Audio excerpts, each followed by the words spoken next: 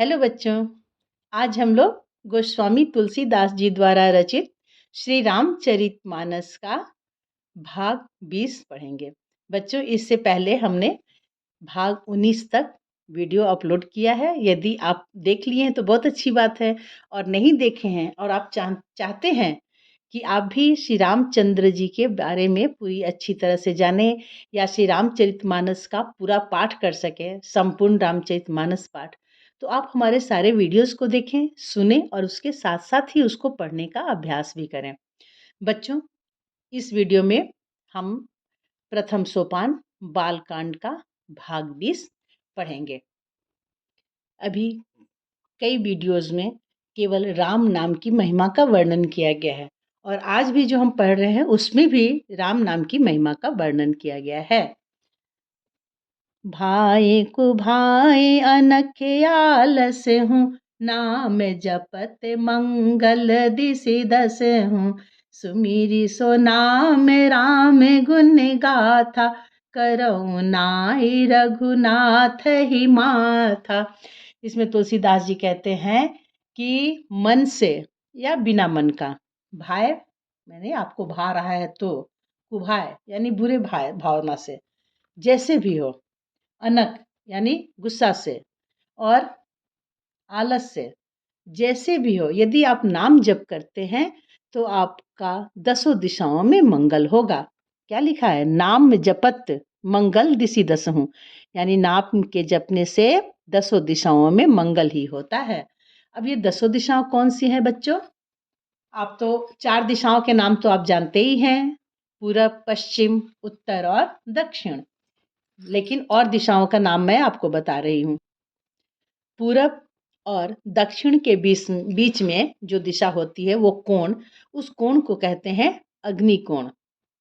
और दक्षिण से पश्चिम दिशा के बीच में जो कोण होता है उसे कहते हैं नैऋत्य कोण। और पश्चिम दिशा और उत्तर दिशा के बीच में जो कोण होता है उसको कहते हैं वायव्य कोण। और उत्तर दिशा और पूरब दिशा के बीच में जो कोण होता है वो है ईशान कोण। बच्चों, ईशान कोण में भगवान की पूजा अधिक अच्छी मानी जाती है, इसलिए बहुत सारे घर में जो है वो ईशान कोण में घर का मंदिर बनाते हैं। घर में मंदिर स्थान दिया जाता है ना भगवान को डेली पूजा के लिए, तो वो ईशान कोण में लोग बनाते हैं। अग्नि कोण में लोग किचन बनाते हैं। तो ये सब बातें हैं, है ना? तो ये 8 दिशाएं हो गई। अब 2 दिशाएं और कौन सी हैं? तो एक दिशा ऊपर और एक दिशा नीचे। इस तरह से 10 दिशाएं मानी गई हैं। तो इन 10 दिशाओं में आपका जो भी है हर तरह से कल्याण होगा यदि आप भगवान का नाम लेते हैं, चाहे जैसे भी लें, है ना?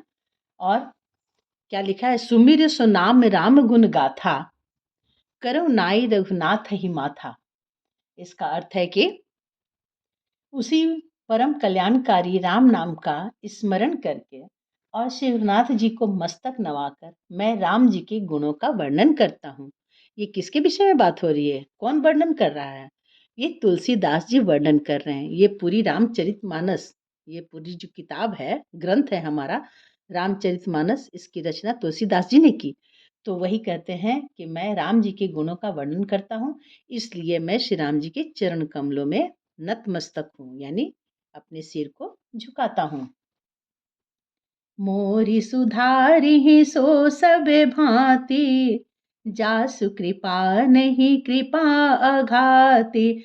राम सुस्वामी को सेवक मोसो, निज दिशि देखी दया निधि पोसो।